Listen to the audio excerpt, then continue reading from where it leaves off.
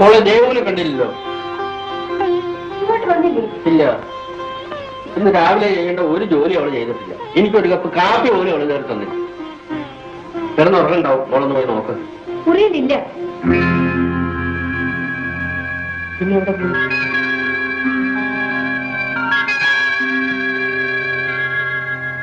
അല്ല, നീ ഇതുവരെ ഇതൊന്നും എടുത്ത് കഴിച്ചില്ലേ?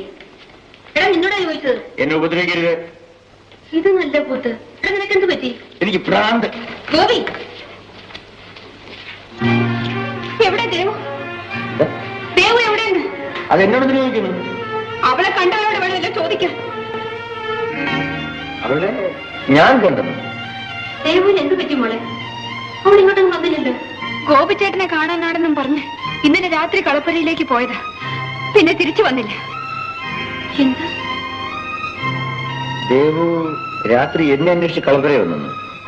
അതെ, നിങ്ങൾ അന്വേഷിച്ചു തന്നെ. ഇന്നലെ രാത്രി ഗോപി കളപ്പുര പോയില്ലല്ലോ, ഇവിടെ തന്നെ ഉണ്ടായിരുന്നല്ലോ.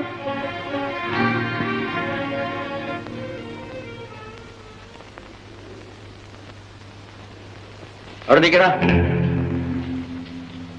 ഇന്നലെ രാത്രി നീ എന്റെ കളപ്പുര കിടന്നേ? അതെ. അവിടെ ദേവ് വന്നിരുന്നു?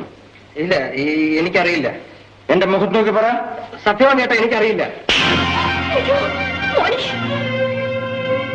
നീ എന്തിനാണ് ഇതിനെ ദ്രോഹിക്കുന്നത്? നിനക്കറിയില്ലേ? എനിക്കറിയില്ല. നിന്നെ കൊണ്ട് പറയിക്കും.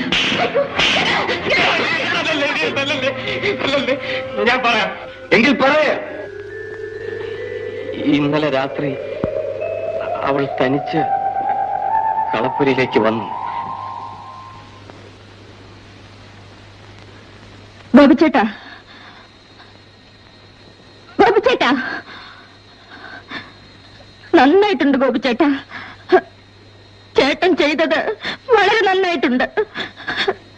ചേട്ടൻ ഇത്ര ദുഷ്ടനാണെന്ന് ഇപ്പോഴാണ് അറിയുന്നത്. ആ വിജയ ചേച്ചിയുടെ സ്നേഹം മനസ്സിലാക്കാൻ കഴിവില്ലാത്ത നിങ്ങൾ ഒരു മനുഷ്യനല്ല. ആരോടെങ്കിലും പക വീട്ടുന്നതിന് പാവപ്പെട്ട എന്റെ വിജയ ചേച്ചിയെ വഞ്ചിച്ചിട്ട് വേണമായിരുന്നു.